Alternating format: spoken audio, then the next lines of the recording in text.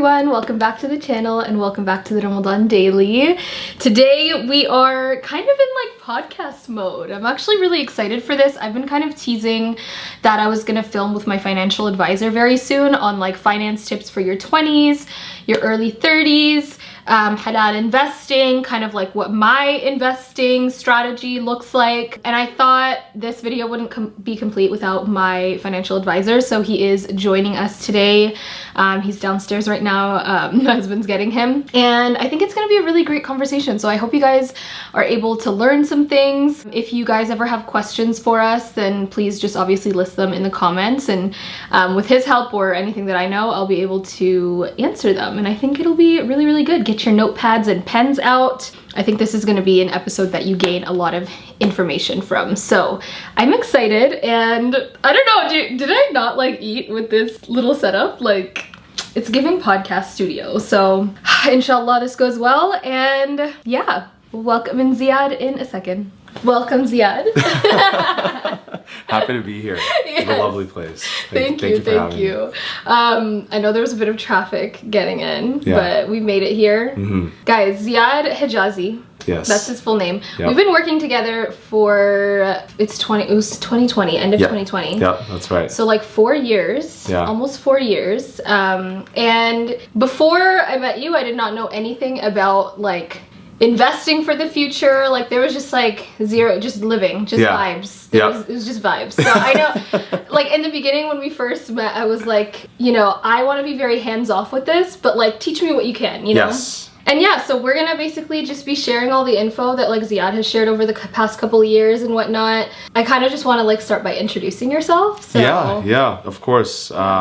So, you know, Ziad Hijazi, I grew up in Orange County, not too far from here in LA, raised on our immigrant parents. We came over from Lebanon.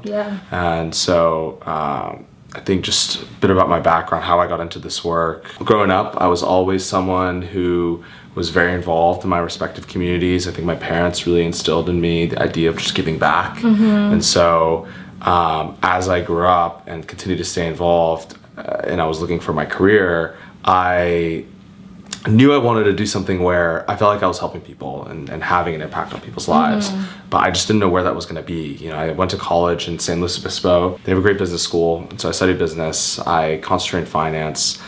Through that, I just fell in love with investing and what it was. I got really hooked into it.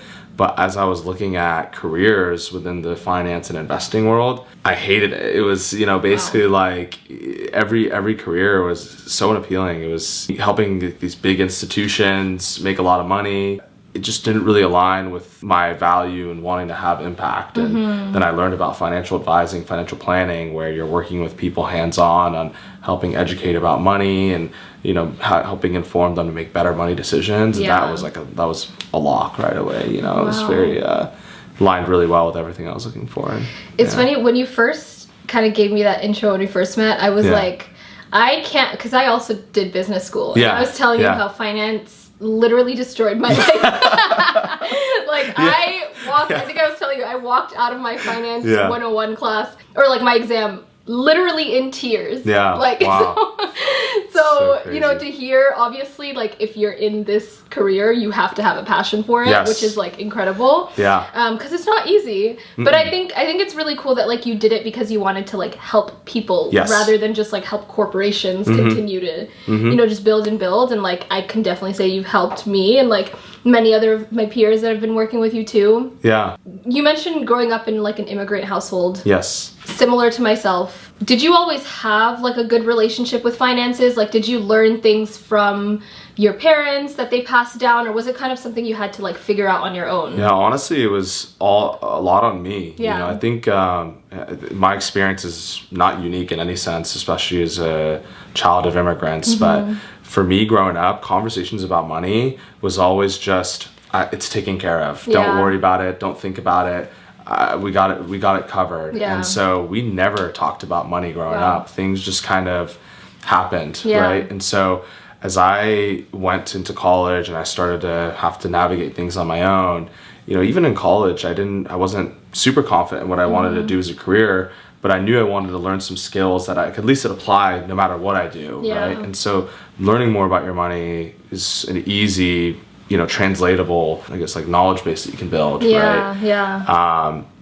And so I had to do a lot of that, reading, to speaking with mentors, taking as many classes as I can that apply in the space. But the onus is on me, I tell people all the time, a lot of the things that I help people with and talk to people about today are not things I learned in class. And if that's my experience concentrating in finance at a college level, at a university, what is everyone else's experience? Right. And so that's where try and bridge that gap. That's interesting because I feel like for me, similar, I didn't necessarily have to like worry about finances growing up, but my dad, and I always thank him for this, he really taught me like the power of the dollar, like, saving, not necessarily investing, obviously, but just like, he always drilled in my head, save. Yeah. So I feel like even from a young age, like I had my first job in 7th grade, which is super random, but I was walking a kid to school and he taught me the power of saving that $20 a week. And I was able to like buy my first camera, which is so interesting considering my career now. Totally.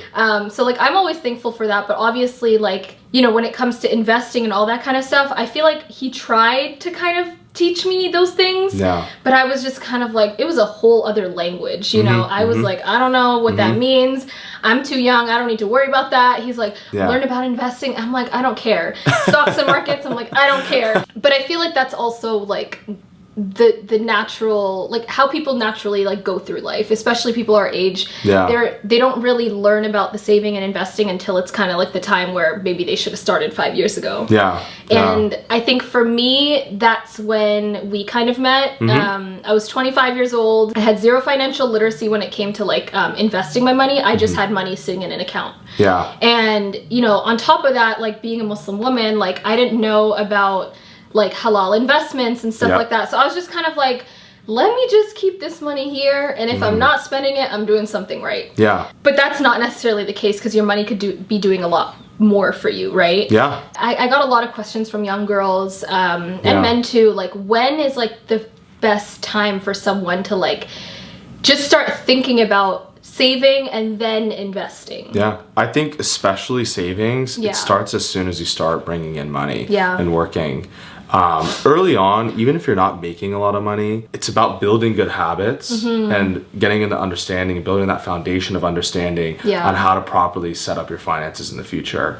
And so, if you can do that early, and then as you grow in your life, in your career, and you start making more money, because you have that foundation already built, then it becomes a lot easier to transition. The only thing that changes is the dollar amounts get bigger. And if someone's, for example, like living paycheck to paycheck, what are just some like simple ways to save and just kind of get your foot in the door when it comes to like planning for the future?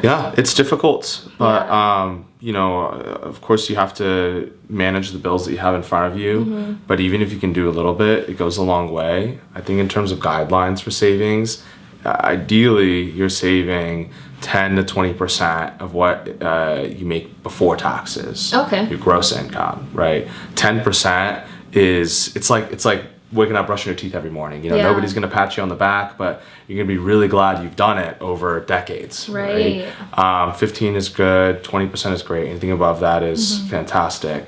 But if you can even do, that 10%, if you can do $50 a month, that's a couple coffees, couple meals, right?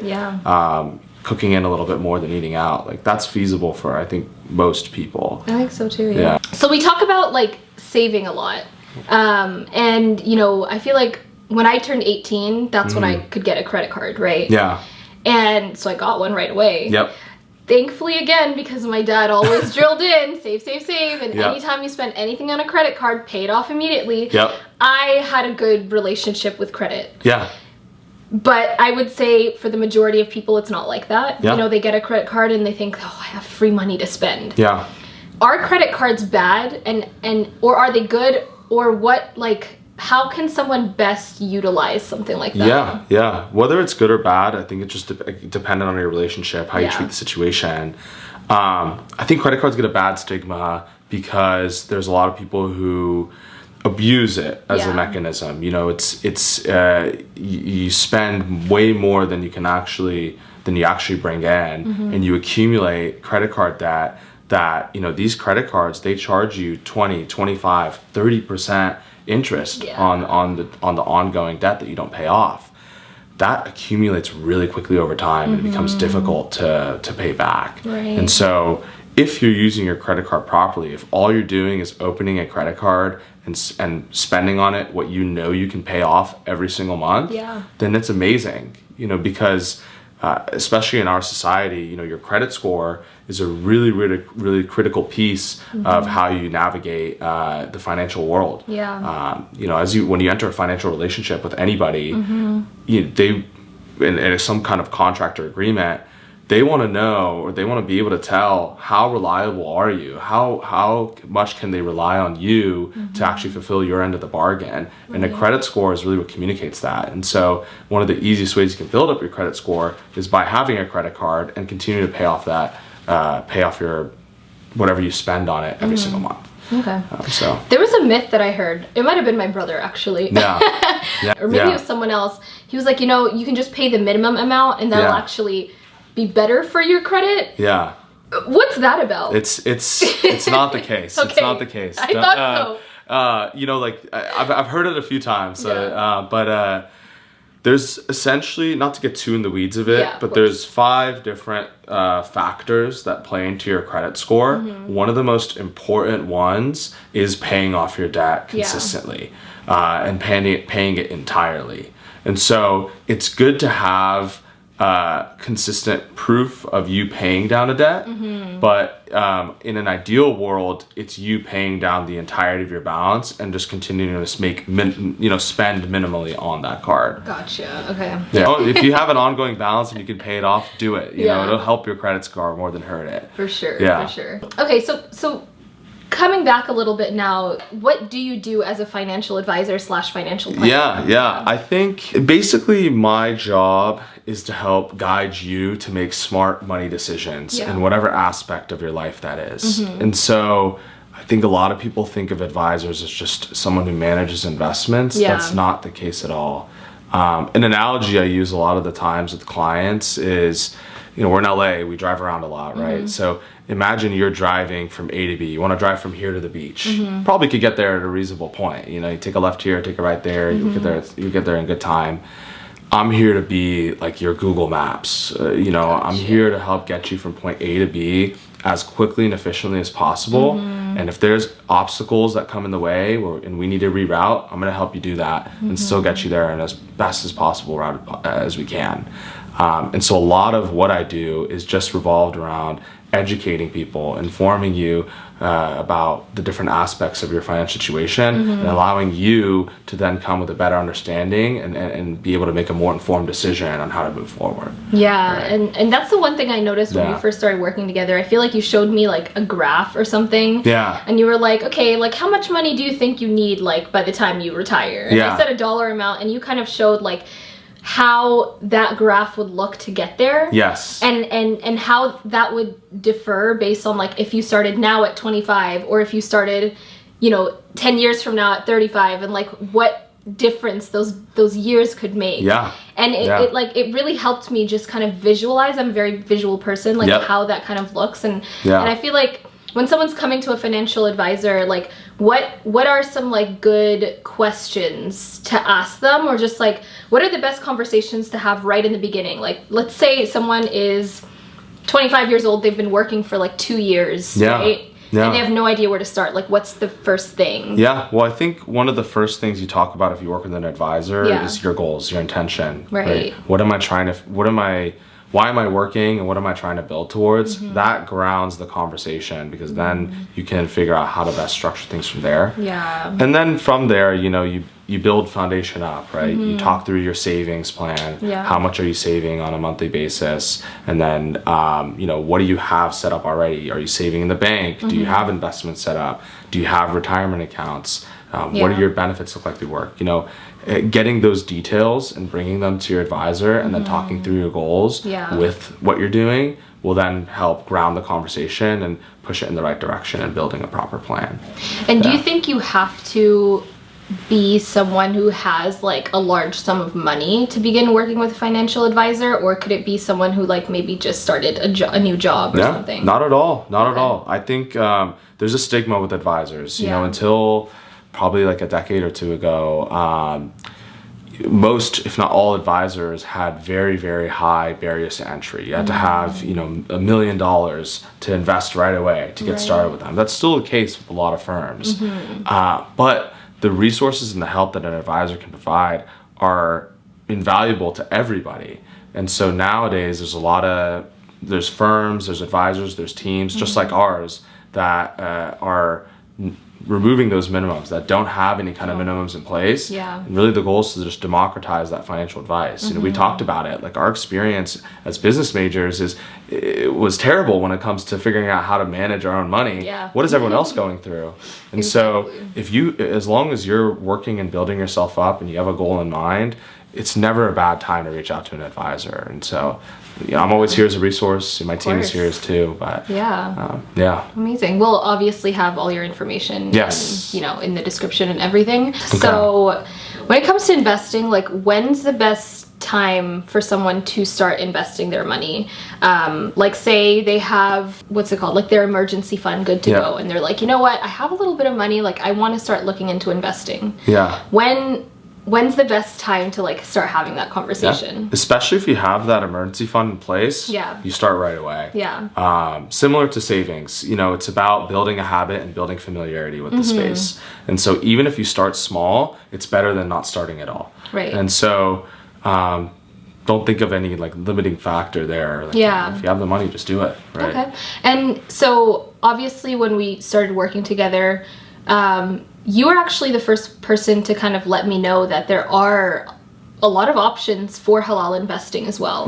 I had no idea about them, so it's been a learning opportunity for me as well. And I'd love to just share that, you know, with my viewers. Like, what are some like great first steps for halal investing? What are some apps out there, or just like some services out there to help with that? And like, how can a financial advisor, obviously it's important that the financial advisor is educated in those things, but how can they help guide them through their investing journey? I mean, I think first of all, starting with the background and how I got into that, you know, growing up in a Lebanese community, my family comes from a Muslim background originally. You know, I deal with a lot of people who come from that same belief system, and unfortunately in the US or in Western society in general, it can be very limiting in terms of how to navigate that, because you have, you know, your values in place. You don't want to invest in companies that sell pork, that's you know, sell ammunition, alcohol, gambling, right?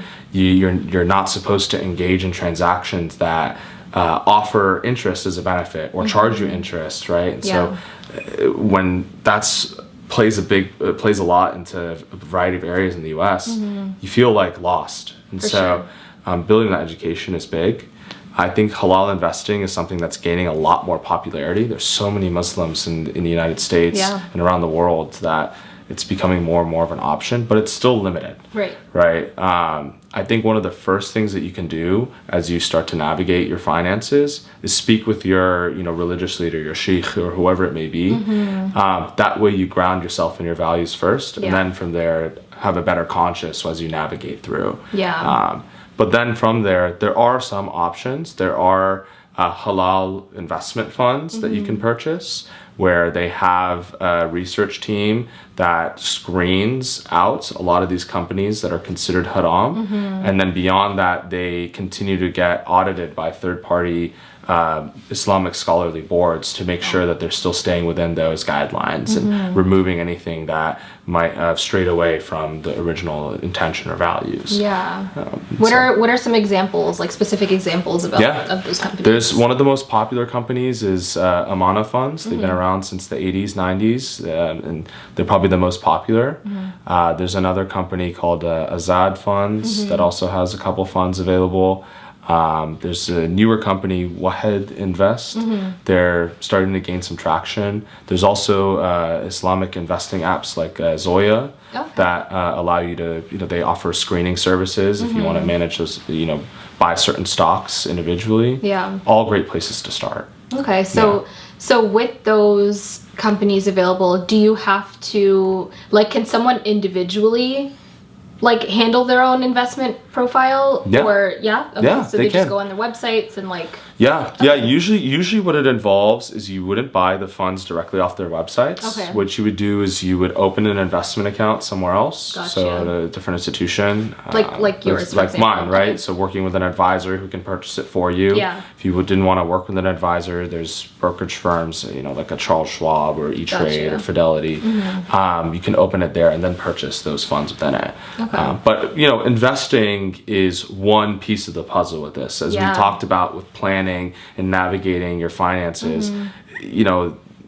in staying within Sharia compliance, within Sharia law, it affects everything. And so still having an advisor on board to help navigate the intricacies of that can be very helpful. Your retirement accounts, your educational savings, buying a home in the US, like those all are going to have different approaches as you approach it from an Islamic lens. Yeah. And, I mentioned earlier that when we first met, I was like, I want to be pretty hands-off. Yeah. So I would like to say I've learned a lot over the years, but let's just maybe chat about, and not go into specifics obviously, but like, what does my personal investment portfolio look like? Like, what are different areas that we've like used my money to like help get further? Like, what kind of funds and different things like that? Yeah. I mean, we were invested primarily in these halal funds, right? Because we want to make sure that the investments stay Sharia compliant. But then within that, we're opening a few different accounts depending on your goals. We have certain retirement accounts, like IRAs that allow you to save on taxes while investing for your longer term future. We've gotten some of your money through your business working harder for you, as opposed to sitting in the checking account earning 0% on anything, right? But all still within staying in these halal funds and halal investments, not trying to stray away from that path by any means. And going into the IRA, and what are the differences between like a SEP IRA versus like a Roth IRA versus like a 401k? I had a lot of questions about that. I personally have zero clue. So of course. I think there's two main common retirement plans that people get exposed to. You have your 401k. That's a retirement plan that you get through your work. So if you don't run your own business, you're an employee of a company, more likely than not, they're offering it. The money comes out of your paycheck. Sometimes the company will offer a benefit of matching any kind of contributions that you put in. The drawback with a 401k is you're limited in the investment options available. You have to choose from a pre-selected list of 15 to 20 investments. Most of the time there aren't halal alternatives in there, so you have to navigate that, figure out what is going to align the best with my values as I select that. An IRA, it stands for individual retirement account. It's something that you set up outside of your work. Doesn't come directly from your paycheck. You contribute from your own savings or money that comes in. You don't get any benefit of a match. You're only allowed to contribute this year at $7,000, while with a 401k it's much higher. It's $22,500. But you have unlimited flexibility in what you can invest in. And so that flexibility can help you feel more comfortable in being able to choose those investments that align more with you, right? And being able to fine tune things as things change. And then is a Roth IRA the same thing as the SEP IRA? So they're similar. I'd say the SEP IRA is if you own your own business. Now with a SEP IRA, or the more common for most people is a traditional IRA, those contributions are pre-tax. So when you put that money in, you're saving on taxes the year that you contribute. Right? And then that money grows without having to deal with taxes. But once you pull out the funds later on when you retire, that's when the taxes come due. Gotcha. A Roth IRA is essentially the opposite. You put in after-tax money. And so you're paying the taxes up front. And as long as you keep the money in your account until you're 60 years old, that money is growing tax-free for the rest of your life. And so I would probably say, is there a benefit to either? Which one is probably better? It sounds like the Roth IRA might be. The Roth IRA is great. I like it a lot. Yeah. I think it's dependent on the situation. Of course. The general rule of thumb is, do you think you're going to be paying more in taxes now or more in taxes later? Gotcha. So if you're in a very high tax bracket today, and you look forward and you think, okay, when I retire, I'm probably not working as much, I'm not bringing as much income, I'm probably being a lower bracket then you want to save on taxes now. Right. Vice versa. If you're just starting out in your job and you're in a lower tax bracket, you're not making as much money, and you have time to build, you know, if you're in a low bracket, just get the taxes out of the way and you never have to deal with it again. But it's case by case, right? So no, that's really interesting. I actually didn't know the difference between that, so I'm learning a lot. So back to the 401k. You mentioned how, you know, that's through your employee or your employer, and you're probably a little bit more limited in what you can actually invest in. Is a financial advisor able to still help manage that? Yeah. Oh, okay. Yeah. So you know, like I do that for clients all the time. You know, they send me a list of their 401k options. And I'll say, hey, these are the investments you should pick. It's just complimentary as a part of the service. Oh, okay. Yeah. Cool. So I feel like we've chatted a lot about everything I kind of wanted to talk about. I think it'd be really nice to like look through the questions. We had some really, really good questions from you guys. Okay. I feel like this is like an untapped market, especially when it comes to like women, maybe Black women or Muslim women. They just like have no idea what to do with their finances and like want some guidance. So I'm just gonna kind of go through some of the questions from them. One is, what are some common financial mistakes that people make that I should avoid or someone should avoid? Okay. I think one of the first ones is just not spending within your means, getting really carried away with expenses, trips. Again, like grounding yourselves and building a good savings plan is really key to combating that. You know, when you get paid, you pay yourself first and everything else is guilt-free spending. That's the way I look at it. Another one is, I think, just not starting early enough. I think people get really nervous or intimidated about investing, managing money, and so it gets pushed off. I mean, we talked about it, right? You know, I wish I started a little earlier. You know, I hear that so many times, and so don't be afraid to take that leap of faith and get started with putting yourself ahead and putting your future first. And what kind of age would that, I mean, of course, like it all is a case-by-case basis, but I had some questions from like 19-year-olds and 20-year-olds and 23-year-olds, and they were like, am I too young to get started on this? Like, what age would you recommend? You're never too young. You know, if you're 19 and you're working and you're bringing in money, there's no reason you should need to wait. It's more a matter of circumstance. Now, if you're in school and you're taking student loans and you don't have anything coming in, of course it's not going to make sense. But age is not the defining factor of how you manage your money. It's your circumstance and your lifestyle. What advice do you have for someone just starting to save and invest for the future? So kind of like off that last question. I think be consistent. Find, you know, especially with your savings, find a number that you feel confident that you can save every single month and make it as automatic as possible. The less you have to think about it, the more likely you are to stick to it, and the easier it's going to become. And there's one other something recently that you had me look into, one of the halal investments, or it was a bond or something. So it's not a bond. It's like a savings account? It's called a sukuk.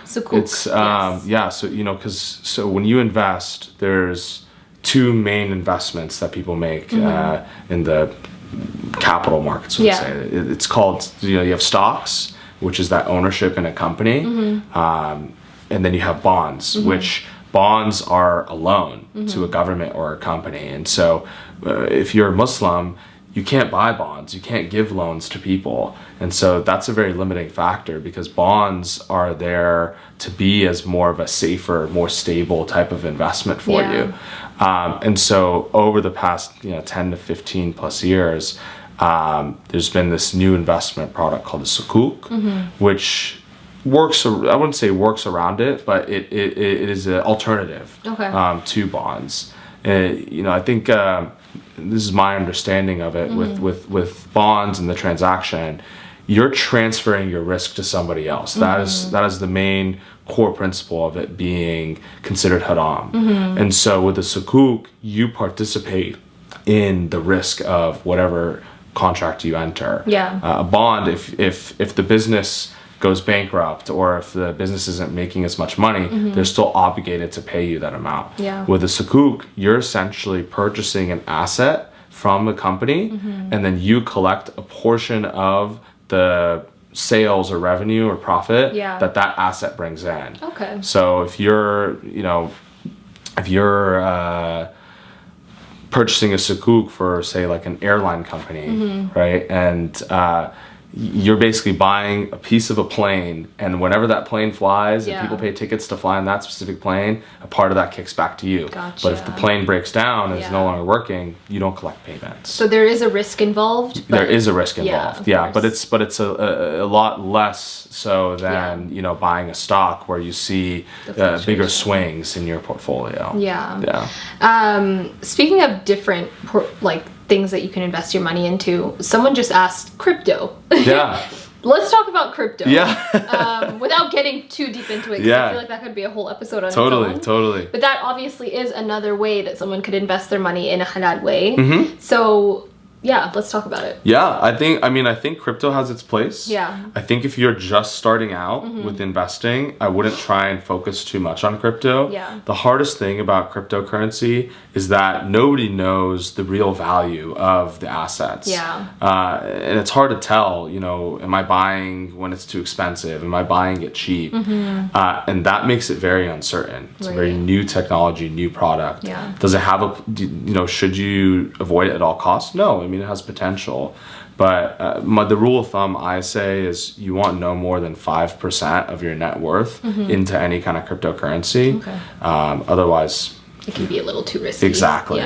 We talked about fluctuations in the market. Someone asked how do they handle, or how should we handle fluctuations in the market while maintaining a halal investment strategy? Does it feed into that? Of course. It's more, when it comes to managing fluctuations, it's about managing emotions, not necessarily managing investments. When you think about how you invest, again, ground yourself in your goals. If this money is intended for, say, retirement, and retirement is 20 years away, and you see a drop in your portfolio, you're not touching this money for another 20 years anyways. So, you want to think, okay, I don't need this money. I'm okay being patient. And when it recovers, you'll be great. Right?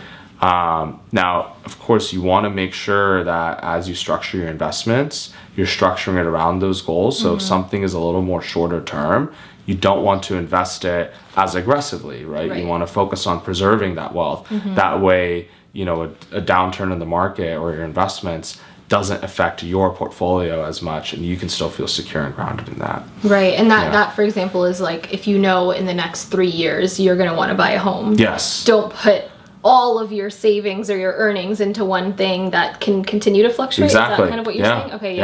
Okay. And I think what was super useful when, we first started working together was the visual that you gave me of fluctuations in the marketplace and how, they kind of will look like a roller coaster. But if you kind of see the average of them, they will be kind of at an upward incline, right? Exactly. As opposed to a decline. So it's those small dips that I feel like can get you a little bit worried, but it's just the natural occurrence of the market. It will happen no matter what. I tell people that, when we invest, you'll see your investments drop. But it's about being patient and allowing that to continue to grow back and grow to even greater heights that allows you to really succeed in the investment world. Of course. So we kind of already talked about this, but what are some simple investments regular 9-to-5 workers can make that are secure and long-term? That's probably the 401k. Maybe? The 401k would be a good retirement account. I think the investment itself would be, a fund.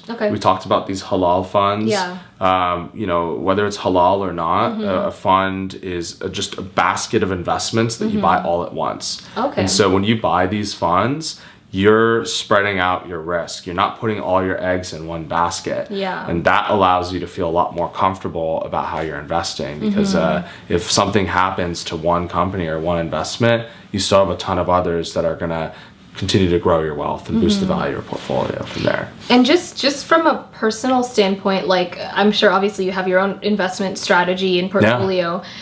Like, as a financial advisor, do you have to sit there and like stare at the marketplace every day and like see the fluctuations, be like, I'm gonna put my money here and then I'm gonna move it? Like, how does that even work? Because in my head, I'm like, someone's on there all day or on their phone just like watching it all and moving their money. Like, what does that look like? Yeah. For my day-to-day, I am a good amount, you know, especially in the mornings. I'm checking constantly. But I'm not making changes to all clients' portfolios every day. You know, the way you structure your investments is long-term again. So when you're buying your investments, you want to make sure that you believe that this is something that is going to grow over the next 5, 10, 15 plus years. So that way, you know, you'll make shifts as the world changes around you, but you're not drastically changing your portfolio day to day. That's way too much stress for anybody, honestly. For sure. Mutual funds. Someone said top 5 mutual funds to invest in long term. I don't even know what that word Well, means. that's exactly what I was referencing before in those funds. So mutual funds, I think if you're Muslim, you know, Amana Funds is a great place. There's Amana Growth Fund, Amana Income Fund. I always look at just like if you're you know, removing that lens or not within that lens. You know, the S&P 500 and index fund is a great start. Mixing that with a bond index might be smart. The aggregate bond index, AGG is the ticker. That way you have a little bit more conservative investments in there. But very standard index funds, I think, are the way to go if you're not trying to monitor it too much. Right. Okay. Or let's ask this one actually, and maybe this will be the close. But how much should someone have in savings in their 20s, or like what just in general are some really, really strong tips and advice for people in their 20s that are looking to like save their money and watch it grow in the future? I think you break it down. This is general, right? Every situation is going to be different. But, you know, you bring in your money, you're paying yourself 20% of that gross income up front. That money should first and foremost go to paying down any kind of credit card debt and building up your emergency fund in the bank. You want 3 to 6 months of your expenses as that cushion to hold you over in case anything happens. You know, your car breaks down, you get sick, you know, your work is slow, whatever. Once you built that up, then that's your trigger and that's your indicator to start getting your money invested. You know, that same 20% that was going towards building that emergency fund should now be going towards investments. Gotcha. So I think those are great first steps. Applying for your work retirement programs, if you have one, is going to be really critical, especially if they have a match. Make sure you're contributing to whatever number is going to allow you to get the maximum match offered by that company. Gotcha. And those are just great baseline steps. If you do that and you stay consistent with it, you look back 5-10 years from then and you're going to be so grateful that you started. For sure. Yeah. And then just one kind of question off that. When you mentioned, like, you know, you have your 3 to 6 months of savings or of emergency funds, you're paying yourself that 20%, and let's say someone is saving 10 or 20% of their money for savings. What kind of account should they put that in to like make sure they're not touching it? And you know? It's dependent on the priorities. If you're focused on something that's a lot more longer term, let's say retirement, then you're going to want to prioritize getting that money into tax efficient retirement accounts like IRAs and 401ks. But those retirement accounts are very restricting. You know, with a lot of these accounts, you're not really able to touch the money until you're 60 years old. And you know, if you try and pull it out earlier, you're going to pay taxes and you're going to pay penalties on top of that. You know, it's really incentivized for you to keep it in there. So if you have focus on something that's more shorter term, just open a more just standard investment account and get your money saved and invested through there. Gotcha. So if someone say wants to buy a home in the next 5 years, that's that's a great route. Putting it into an IRA or something. Exactly. Okay, amazing. Well, thank you so much, Ziad. This was extremely extremely helpful. I learned so much. Yeah. I'd love to obviously just share, you know, your company and how someone can get in contact with you. I'll obviously have it in the description box, but if you would like to like share that. Yeah, of course. Please don't hesitate to reach out to me. I work at Gerber Kawasaki Wealth and Investment Management. We're in Santa Monica. You can reach me at my email. It is Ziad, Z-I-A-D, at gerberkawasaki.com. I'm happy to be a resource for you. Yes. Really looking forward to helping. And just to be clear, this is for US based, right? Yes, okay. yes. Okay, great. Thank you so much. Yeah, of course. I hope you guys enjoyed this episode. Definitely make sure to check out Ziad. He's been a wealth of knowledge for myself and my investment strategy and retirement strategy. So thank you again. Thank you. And I'll see you guys in the next episode. Bye. Bye.